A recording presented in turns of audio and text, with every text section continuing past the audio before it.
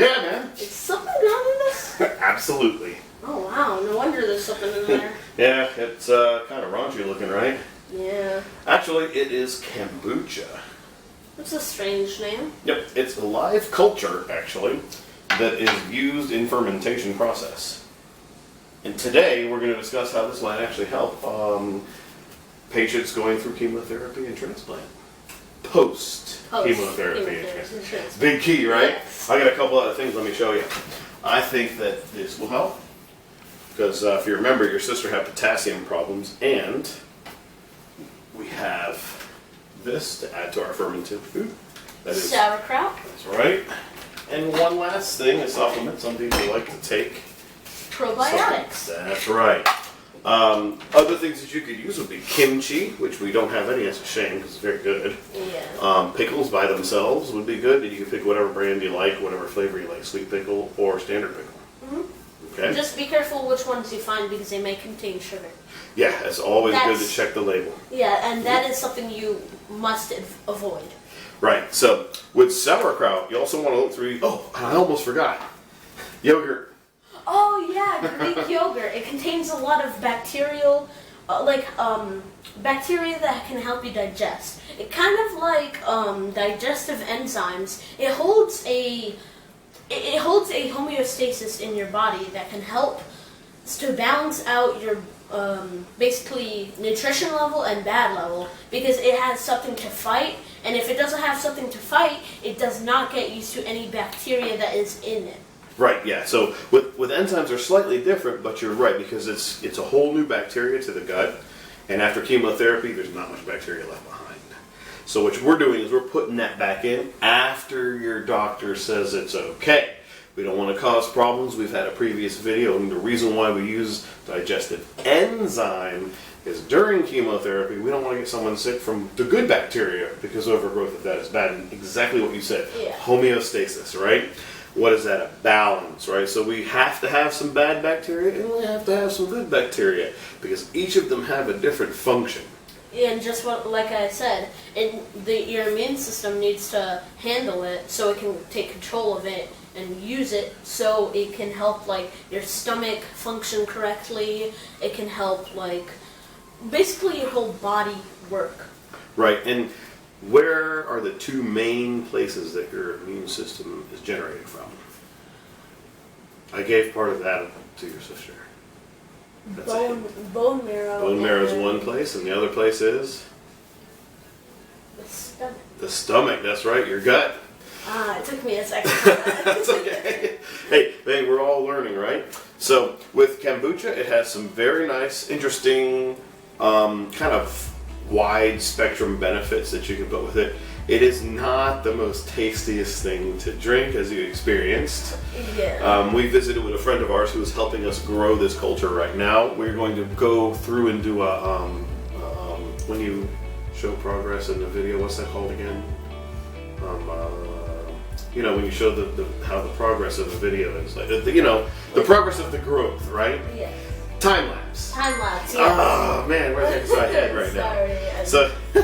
So we're gonna do it. My brain. Right? Yeah. So we'll do a time lapse of this, and after a while, you'll start to see across the top of this. We don't want to take it off because we don't want to do some contamination. And the reason why this cloth is here is because it actually, if there's any sugars in the water, and I do believe when our friend actually put this together for us, there is a bit of sugar in the green tea that she used to put in here, some water, and of course the mother.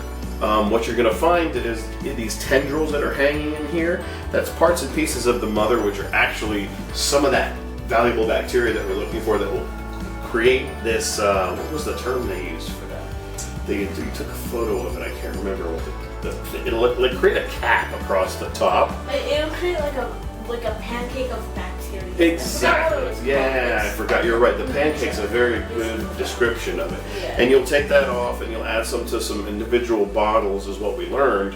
And then mango masks the flavor. So the standard mango juice that you would get from, say, any marketplace, Dollar Tree carries it, a couple other places like Publix, your local grocer, right?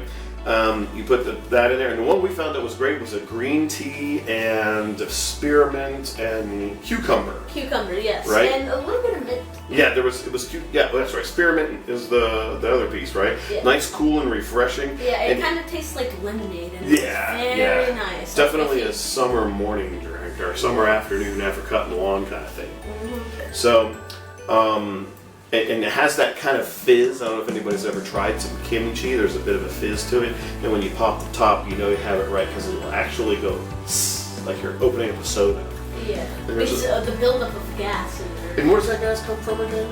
It comes from the bacteria whenever it. I think it's digestive sugars. Yeah, yeah. I forgot a lot about it because She just gave us so much information, right? I was still trying to translate something about like a few minutes ago.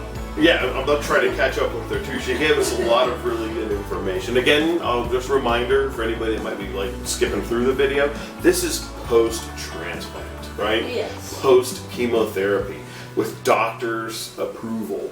The reason why it's very important is because you can get yourself very sick from good bacteria too. Yes. So what we're trying to do here is when you get the clearance from the doctor, and he basically says you can eat stuff like sliced ham, cold cuts for sandwiches, and even sushi, that's the time to bring something like this in. Because what it will do is help you digest, and it will rebuild that the gut immune system, right? Yeah. All that flora and fauna that's in there, and recreate actually a better balance. And you know what? Parents that had to go through this, siblings that had to go through this, we're stressed and we're eating potato chips, we're eating garbage, right? Yeah, unhealthy fast food. They bring us pizza to try to keep us nearby. They all kinds of fast food into the hospital.